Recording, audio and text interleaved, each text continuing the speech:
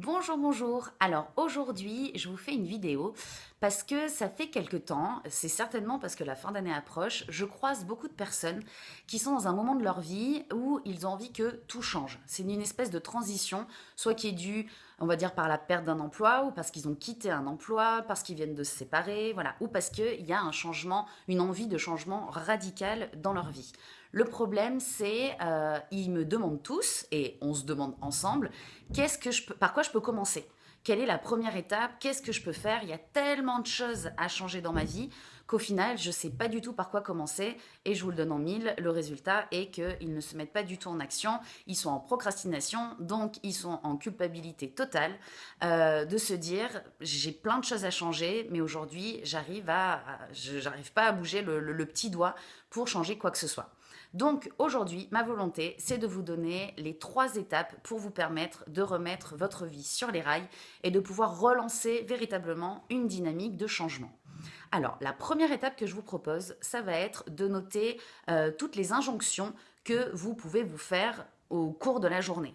Donc l'idée, ça va pas être là, prenez une feuille, un papier et notez toutes ces injonctions, mais plus de vous mettre en observateur de vos comportements sur les 24 ou 48 heures à venir et d'écouter tous ces il faut que, je devrais, je dois, j'aimerais que vous allez prononcer. Alors ça pourrait être il faut que je me couche plus tôt, il faudrait que je me lève plus tôt, il faudrait que je fasse plus de sport, que je mange mieux, faudrait que je trouve un job, faudrait que je change d'appartement. Voilà, ça peut être tout plein de choses.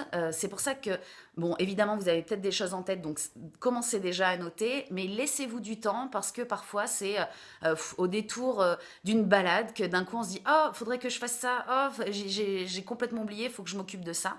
Donc l'idée, ça va vraiment être de noter toutes ces choses que votre intuition, que votre petite voix vous dicte et qui, selon vous, vous ferait du bien et vous permettrait de vraiment mettre en place cette nouvelle vie dont vous rêvez tant. Donc voilà, ça c'est la première étape. La deuxième étape, ça va être de prendre toute votre liste, de regarder tout ce que vous aimeriez changer ou faire et de les classer en 2 colonnes. La première colonne, je dirais que c'est les rituels.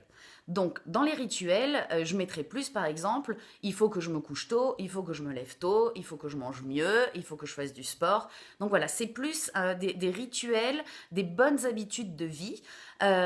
Donc là, vous allez faire une colonne uniquement avec les rituels. Et de l'autre côté, vous allez avoir les actions qu'on va appeler les actions ponctuelles, les actions concrètes qui vont être faut que je change d'appartement, même faut que je fasse mes cartons, faut que je trouve un job, faudrait que j'appelle mes parents, que j'appelle mes amis, faudrait que je parte en vacances. Voilà, toutes ces actions plus concrètes et plus ponctuelles que vous n'avez pas envie de mettre en place tous les jours, mais que vous sentez que ce serait bien de les réaliser pour aller vers ce changement qui vous donne tant envie. Ça, c'est la deuxième étape. Enfin, la troisième étape. Alors, on va avoir d'abord du côté des rituels. Alors, au niveau des rituels, ce que je vais vous demander, c'est dans votre liste de rituels, c'est d'en choisir un. D'en choisir un seul.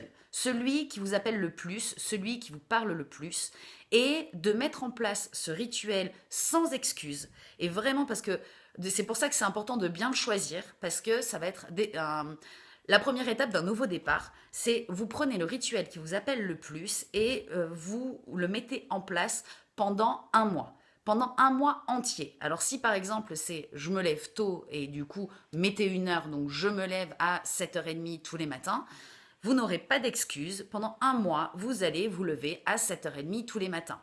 Ne commencez pas à vous demander, oui, mais qu'est-ce que je vais faire et machin, et nanana. Non, c'est, vous aviez dit, il faudrait que je me lève plus tôt le matin.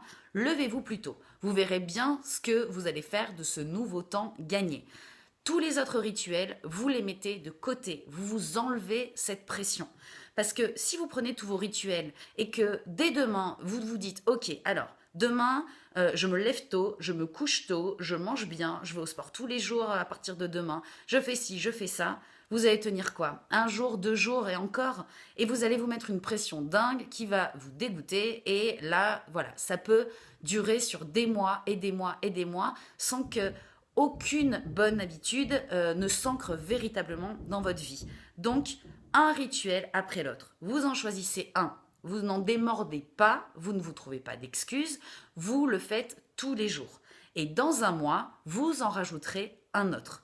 Et c'est vrai que plutôt que justement vous obliger à tous les mettre en place et dans un an être encore en train de vous chercher, vous dire oh là là mais ça je fais toujours pas et d'être encore plus dans la culpabilité, imaginez au bout de 12 mois tous les rituels que vous aurez ancrés, que vous aurez en plus adaptés. Parce que c'est pas parce que vous dites je dois me lever tous les jours à 7h30 que vous n'allez pas le modifier en bon ben finalement 8h ça va ou non finalement 7h c'est encore mieux.